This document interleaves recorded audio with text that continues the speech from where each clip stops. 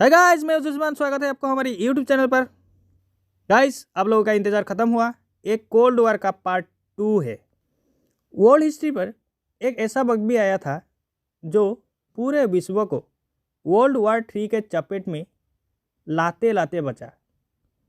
आप लोगों को तो पता ही होगा कि कोल्ड वॉर में कैसे कोरियन वॉर हुआ था, लेकिन कोल्ड वॉर का एक ऐसा भी पल आया था जो पूरे विश्व को फिर से हिलाने वाला था। जी हाँ, मैं क्यूबा मिसाइल क्राइसिस के ऊपर बात कर रहा हूँ। लेकिन क्या हुआ था क्यूबा में जो वर्ल्ड वॉर 3 को निमंत्रण दे रहा था? कोरियन वॉर के बाद यूएसएसआर सोच रहा था अमेरिका क्या कर रहे हैं उसका पता कैसे लगाया जाए और अमेरिका को कैसे डोमिनेट किया जाए। इस बार यूएसएसआर ने अमेरिका के पास कुछ देशों पर कम्युनिज्म फैलाकर अमेरिका क्या कर रहा है उसको सीक्रेटली देखना चाहता था, और वो अवसर मिला क्यूबा के रूप में, और यूएसएसआर इस पर सफल भी रहता है। 1962 को एक अमेरिकन नेवल शिप को कैरिबियन सी पर कुछ हलचल दिखाई पड़ा। अच्छे से जांच करने पर पता चला कि वो यूएसएसआर का सबमरीन था। वो सबमरीन क्यूबा के लिए वहाँ पर था। क्यूबा का अमेरिका से रिलेशन अच्छा नहीं था। सबमरीन को क्यूबा के लिए देखते ही वो उस पर अटैक करना शुरू कर देता है, लेकिन अमेरिका को पता नहीं था कि उस सबमरीन पर न्यूक्लियर बॉम्ब छुपा हुआ था। सबमरीन पर अटैक होते ही रेडियो कम्युनिकेशन छूट जाता है।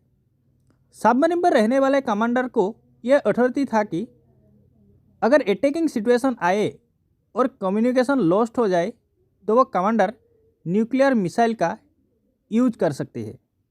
अटैक शुरू होते ही कमांडर न्यूक्लियर मिसाइल छोड़ने का फैसला करता है, लेकिन अमेरिका को इसका कुछ पता ही नहीं था। उस समय उस सबमरीन पे एक कमांडर था जिसका नाम था वासिली आर्किपोव, जिसने डिसाइड किया कि अगर न्यूक्लियर बॉम्ब अगर छोड़ा जाए तो अमेरिका को नक्शे से मिटाया जा सकता है, लेकिन ये न्यूक्लियर वॉर का एक चुनौती भी बन सकता है और थर्ड वर्ल्ड वॉर शुरू होने से कोई नहीं बचा सकता। और इसीलिए उस कमांडर ने न्यूक्लियर मिसाइल छोड़ने पर मना कर दिया और हम वर्ल्ड वॉर 3 होते होते बचे। लेकिन ये सिचुएशन पैदा हुआ कैसे, इसको समझने के लिए हमें क्यूबा का हिस्ट्री थोड़ा समझना पड़ेगा। क्यूबा अमेरिका का नेबरिंग कंट्री है जो पहले स्पेन के अधीन था, जिसको अमेरिका ने आज़ाद किया था, लेकिन अमेरिका ने आज़ाद करते ही वहाँ पर राज करना चाहा। तब फिडेल कास्ट्रो नाम का एक रिवोल्यूशनरी अमेरिका से छुटकारा पाना चाहता था, और इसी वजह से फिडेल कास्ट्रो सोवियत यूनियन यानी कि यूएसएसआर का सपोर्ट लेते हैं, और सपोर्ट लेते ही वहाँ पर कम्युनिज्म का डेवलप होता है और फिडेल कास्ट्रो वहाँ का लीडर बन जाता है। यह देखकर अमेरिका काफ़ी गुस्से में आ जाता है। यह देखकर अमेरिका क्यूबा पर इन्वेजन करना चाहता था और फिडेल कास्ट्रो का तख्ता पलट करना चाहता था, क्योंकि वहाँ पर सोवियत यूनियन ऑलरेडी रूल करने लगा था, और इसी वजह से अमेरिका क्यूबा पर अटैक कर देता है। लेकिन यहाँ पर अमेरिका को एक बड़ा झटका लगता है, क्योंकि क्यूबा ने 3 दिनों के अंदर ही अमेरिका को हरा दिया था। अब फिडेल कास्ट्रो चौकन्ना हो जाता है और वो जानता था कि अमेरिका फिर से अटैक करेगा। इसीलिए फिडेल कास्ट्रो ने यूएसएसआर से प्रोटेक्शन के लिए न्यूक्लियर मिसाइल मंगवाना शुरू किया। अमेरिका के सीआईए ने फिडेल कास्ट्रो को कई बार मारने की कोशिश करता है। अब जानकर शौक हो जाएंगे कि फिडेल कास्ट्रो को अमेरिका 634 बार मारने को अटेम्प्ट कर चुके थे, लेकिन हर बार फिडेल कास्ट्रो बच जाता है, और इसी वजह से भी फिडेल कास्ट्रो यूएसएसआर से ज़्यादा क्लोज होने लगा था।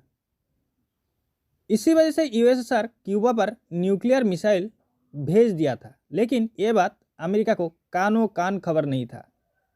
लेकिन अमेरिका का एक प्लेन था जिसने पहली बार इन न्यूक्लियर मिसाइलों को कैप्चर किया, और यहाँ से अमेरिका बहुत डर जाता है।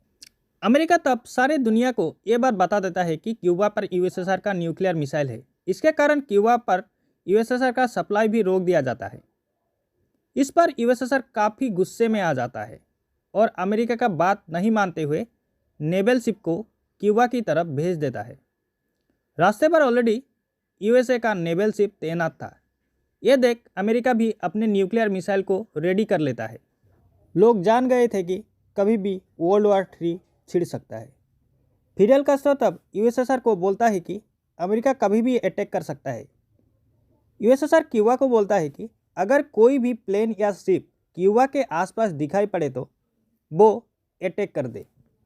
लेकिन यहाँ पर यूएसएसआर और यूएसए के बीच डिप्लोमेटिक टॉक्स स्टार्ट हो जाता है।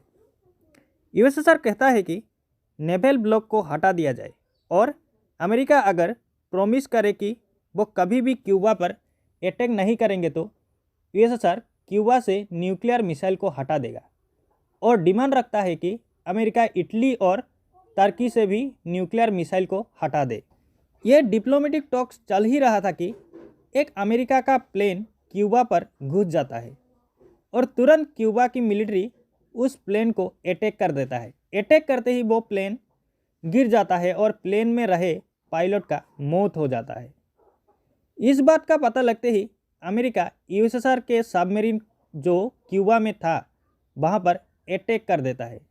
जैसा कि मैंने आपको कहा था, अमेरिका को पता नहीं था कि वहाँ पर न्यूक्लियर मिसाइल था। सबमरीन पर जो कमांडर था, मैंने आपको नाम बताया था, बेसिली आर्किपेलागो, इसने न्यूक्लियर मिसाइल छोड़ने से मना कर देता है क्योंकि अगर न्यूक्लियर मिसाइल छोड़ेगा तो न्यूक्लियर वार होना तय था।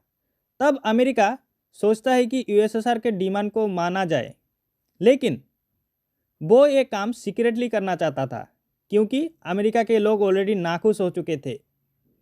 इसीलिए अमेरिका ने सीक्रेटली इटली और तुर्की से न्यूक्लियर मिसाइल को हटा देता है। लेकिन ये बात दुनिया को पता नहीं था और लोग सोच रहे थे कि यूएसएसआर यूएसए से हार गया। लेकिन असली हीरो तो यूएसएसआर था क्योंकि उन्होंने इस सीक्रेट नेगोशिएशन को मान लिया था और उन्होंने क्यूबा से अपना न्यूक्लियर मिसाइल को हटा दिया था।